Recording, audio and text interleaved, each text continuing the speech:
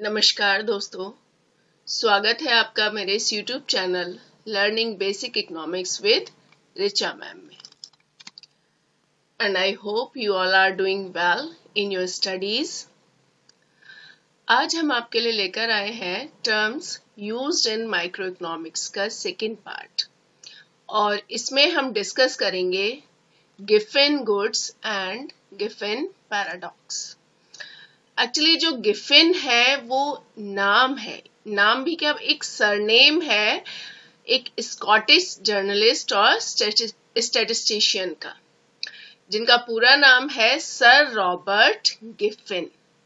क्योंकि इन्होंने ही सबसे पहले गिफिन गुड्स के बारे में बताया था, या कहना चाहिए एक पर्टिकुलर टाइप के गुड्स के बारे में बताया था, जिनको इनके नाम के ऊपर ही गिफिन गुड्स नाम दे दिया गया। तो जो गिफिन गुड्स हैं वो हमने सर रॉबर्ट गिफिन के नाम पर ही उनको पढ़ा है। तो यहाँ पर गिफिन पैराडॉक्स भी हमारा उन्हीं प्रोडक्ट से रिलेटेड या उन्हीं कमोडिटीज से रिलेटेड है जिनको कि हम गिफिन गुड्स कहते हैं। और क्योंकि ये एक नॉर्मल फ्लो में काम नहीं करके उसके अपोजिट फ्लो में काम करता है, इसीलिए हम इसे कहते हैं गिफिन पैराडॉक्स। तो अब हम इसे डिटेल में पढ़ेंगे। तो सबसे पहले किसने दिया था ये लॉ, या कहना चाहिए इन गुड्स के बारे में किसने बताया था? स्कॉटिश इकोनॉमिस्ट थे सर रॉबर्ट गिफिन। पहले हम डिस्कस करते हैं गिफिन गुड्स, ये होती क्या है। देखिए, Giffen goods are basically a type of inferior goods which are purchased to meet the minimum consumption need of poor। देखिए, यहाँ पर मैंने तीन चीजों को हाईलाइट किया है। गिफिन गुड्स क्या है? A type of inferior goods. Inferior यानी कि थोड़ी सी जो लो क्वालिटी के प्रोडक्ट्स होते हैं उनको हम इंफीरियर गुड्स कहते हैं। जैसे होता है ना कि A grade product, B grade, C grade. तो जो कंपैरेटिवली खराब क्वालिटी की या खराब ग्रेड का प्रोडक्ट है उसको हम गिफिन गुड कहते हैं, बट नॉट एवरी प्रोडक्ट। यहाँ पर और भी चीजें हैं साथ में। पहला हमने ले लिया इंफीरियर गुड, अब दूसरा है related with minimum consumption need. अब जहां मिनिमम कंजम्पशन नीड आ जाता है वहां मतलब है नेसेसिटी से। ये प्रोडक्ट इंफीरियर क्वालिटी का तो है, लेकिन नेसेसिटी से रिलेटेड भी होना चाहिए। और तीसरा वर्ड है पुअर, जिसको कि गरीब लोग यूज करते हैं। तो मतलब एक ऐसा इंफीरियर प्रोडक्ट जिसको गरीब लोग अपनी नेसेसिटी के फॉर्म में यूज करते हैं, या कहना चाहिए कि अपनी इनकम का एक बहुत बड़ा पोर्शन उस प्रोडक्ट के ऊपर खर्च करते हैं, तो ही हम उस इंफीरियर प्रोडक्ट को गिफिन गुड कहेंगे। हर एक टाइप का सी ग्रेड प्रोडक्ट या हर एक टाइप का इंफीरियर प्रोडक्ट गिफिन गुड नहीं होता है।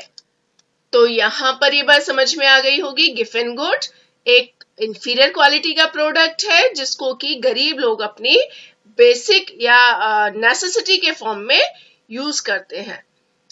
इसके साथ ही यहाँ पर कुछ और चीजें हम इसमें जोड़ देते हैं, क्योंकि ये नेसेसिटी है गरीब लोगों की, तो उसके साथ उसमें एक और कैरेक्टरिस्टिक बन जाती है, spending on the good accounts for a large share of income.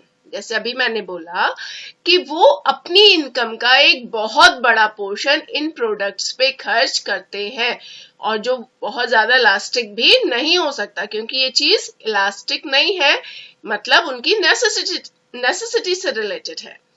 इसके बाद which has no close substitute, यहाँ पे मैंने लिखा है no close substitute। इसका ये मतलब नहीं है कि सब्स्टिट्यूट्स नहीं है, सब्स्टिट्यूट्स तो है उस प्रोडक्ट के, लेकिन उसके जैसी क्वालिटी का, उसके जैसा प्रोडक्ट मार्केट में अवेलेबल नहीं है। अदर क्वालिटी में या अदर ग्रेड में तो वो प्रोडक्ट का सब्स्टिट्यूट मिल जाएगा, लेकिन बिल्कुल उसी प्रोडक्ट के लेवल पे और उसी क्वालिटी में, उसी प्राइस रेंज में उसका सब्स्टिट्यूट नहीं होता है। इसलिए यहाँ पर सब्स्टिट्यूशन इफेक्ट का भी कोई मतलब नहीं होता है। I hope Giffen good clear हो गया होगा। इंफीरियर क्वालिटी प्रोडक्ट है, गरीब लोग यूज कर रहे हैं, नेसेसिटी से रिलेटेड है, इसलिए अपनी इनकम का एक बहुत बड़ा पोर्शन वो उस प्रोडक्ट पे खर्च कर रहे हैं। अब इस चीज पे इफेक्ट्स कैसे होते हैं, देखिए दो तरह के इफेक्ट हम देखते हैं मेनली। इनकम बढ़ने पर क्या इफेक्ट होगा और प्राइस चेंज होने पर क्या इफेक्ट होगा। तो पहला है Giffen goods whose demand falls when income increases. देखो ये भी अपोजिट है। नॉर्मली इनकम बढ़ने पे पर्सन अपने प्रोडक्ट की डिमांड को बढ़ाता है, लेकिन क्योंकि ये पैराडॉक्स है या गिफन गुड है, यहाँ पर उल्टा होगा। कंज्यूमर की अगर इनकम बढ़ती है तो वो डिमांड को बढ़ाने की जगह घटा देगा। अब इसको हम कैसे समझेंगे, क्योंकि हमें पता है ये इंफीरियर क्वालिटी प्रोडक्ट है या खराब प्रोडक्ट है, और इनकम बढ़ने पर हर पर्सन बेटर क्वालिटी प्रोडक्ट को यूज करना शुरू कर देता है। जैसे अगर एक पर्सन जो एक कंपैरेटिवली लोअर लेवल पर है, वो अपने फूड में पोटैटोज को ज्यादा यूज करता है, आलू को ज्यादा यूज करता है। अब जब इनकम बढ़ती है, वो उसका जो एक्सपेंडिचर का स्ट्रक्चर है वो थोड़ा सा चेंज होगा। हो सकता है वो चीज को या पनीर को ज्यादा यूज करना स्टार्ट कर देता है, तो जो पोटैटोज है उस पर थोड़ा सा इसका नेगेटिव इफेक्ट आएगा। तो जो चीज है या पनीर है उस पर तो इनकम इफेक्ट पॉजिटिव हुआ कि इनकम बढ़ी और इन चीजों की डिमांड बढ़ गई। लेकिन जो पोटैटो है उसकी डिमांड कंपैरेटिवली अब कम हो गई। पहले वो ज्यादा आलू परचेज करता था, अब वो कम करता है क्योंकि उसने उसकी जगह चीज को खाना शुरू कर दिया या प्रिफर वो करने लगा है। तो अगर हम केवल पोटैटो के केस में देखें तो हमने देखा कि कंज्यूमर की इनकम बढ़ी और पोटैटो की डिमांड कम हो गई। बंद नहीं किया है उसने, लेकिन डिमांड को कम कर दिया है क्योंकि उसकी जगह वो बेटर क्वालिटी प्रोडक्ट को परचेज करना प्रीफर करने लगता है। तो यहाँ इनकम इफेक्ट इसीलिए नेगेटिव हो जाता है। दूसरा प्राइस का इफेक्ट हम देखें तो given goods people will actually demand more when the price rises. इसमें भी उल्टा होगा। नॉर्मली प्राइस बढ़ने पर डिमांड घट जाती है, लेकिन अगर वो inferior product means given good है तो प्राइस बढ़ने पर डिमांड भी बढ़ जाती है और प्राइस घटने पर डिमांड भी घट जाती है। अब ऐसा क्यों होता है इसको हम आगे पढ़ेंगे जब हम गिफन पैराडॉक्स पढ़ेंगे नेक्स्ट स्लाइड में। इसका अगर हम एग्जाम्पल देखें तो एग्जाम्पल में देखिए the classic example used by or referred by Giffen, Professor Giffen, was the case of bread and lamb. Bread को यहाँ पर उन्होंने लिया है एज गिफन गुड या कंपैरेटिवली इंफीरियर गुड, जबकि मीट या लैम्ब को उन्होंने एक सुपीरियर गुड या एक नॉर्मल गुड की तरह ट्रीट किया है। वैसे भी ब्रेड एक चीपर या सस्ता आइटम है, जबकि मीट एक महंगा आइटम है। तो जो एग्जाम्पल गिफिन ने यूज किया था वो था ब्रेड और लैम्ब का। दूसरा एग्जाम्पल हम पोटैटोज और चीज का जो मैंने अभी यूज किया वही हम ले सकते हैं, और भी बहुत सारे हो सकते हैं, जैसे देशी घी हो सकता है और डालडा हो सकता है। वैसे इसको हम इंफीरियर प्रोडक्ट तो कह सकते हैं, लेकिन फिर भी हम पूरे तरीके से हम इसको गिफिन में काउंट नहीं कर सकते क्योंकि कंज्यूमर अपनी इनकम का बहुत बड़ा पोर्शन इस पे खर्च नहीं करता। बल्कि बेटर एग्जांपल बाजरे का हो सकता है, गेहूं और बाजरा है तो वहां पर बाजरा कंपैरेटिवली एक गिफिन गुड कहा जा सकता है। अब यहाँ पर गिफिन पैराडॉक्स जो कि लॉ ऑफ डिमांड का पैराडॉक्स है या लॉ ऑफ डिमांड का बिल्कुल अपोजिट फॉर्म है जो हम अभी कह रहे थे।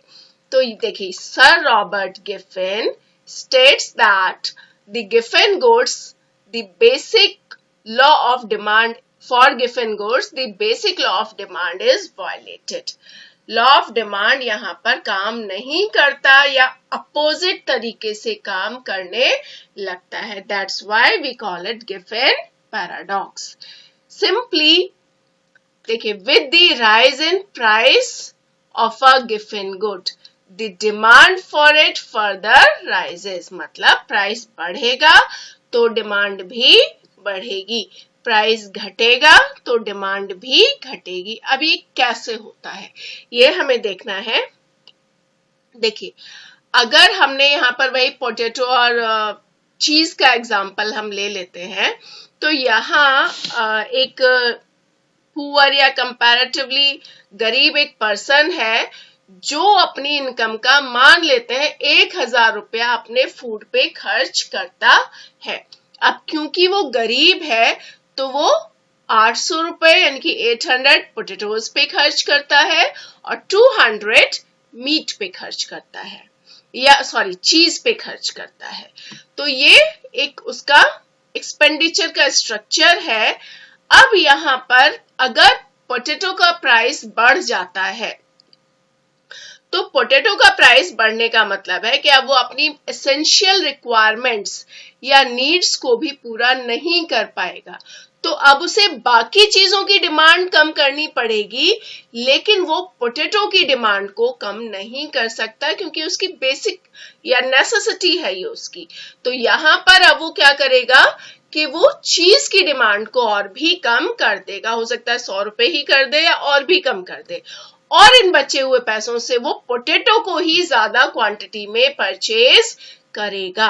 तो गिवन गुड्स के केस में प्राइसेस बढ़ने पर, क्योंकि ये नेसेसिटी है और बजट पे बहुत ज्यादा इफेक्ट पड़ेगा क्योंकि इनकम का बहुत बड़ा पोर्शन वो खर्च कर रहा है और उसे खरीदना जरूरी है, तो प्राइस बढ़ने पर अब वो दूसरे प्रोडक्ट्स की डिमांड को कम करेगा, लेकिन पोटैटो की डिमांड को वो कम नहीं करेगा बल्कि उस पर पहले से ज्यादा पैसा खर्च करने लगेगा। इसीलिए कहा जाता है कि प्राइस बढ़ने पर इन प्रोडक्ट्स की डिमांड बढ़ जाती है। इसके अपोजिट अगर पोटैटोज की डिमांड का प्राइस कम हो जाए तो यहाँ पोटैटोज का प्राइस कम होने का मतलब है अब उस पर्सन के पास थोड़ी सी सेविंग होने लगेगी, और हर पर्सन बेटर प्रोडक्ट को यूज करना पसंद करता है। कंपैरेटिवली चीपर या इंफीरियर प्रोडक्ट को यूज करना उसकी मजबूरी होती है, जबकि वो प्रीफर हमेशा अच्छी चीज को करेगा। तो अब पोटैटो का प्राइस घटने से उसके पास जो सेविंग होने लगेगी, अब वो पोटैटोज की डिमांड को थोड़ा सा और कम करेगा और सेविंग को बढ़ाएगा।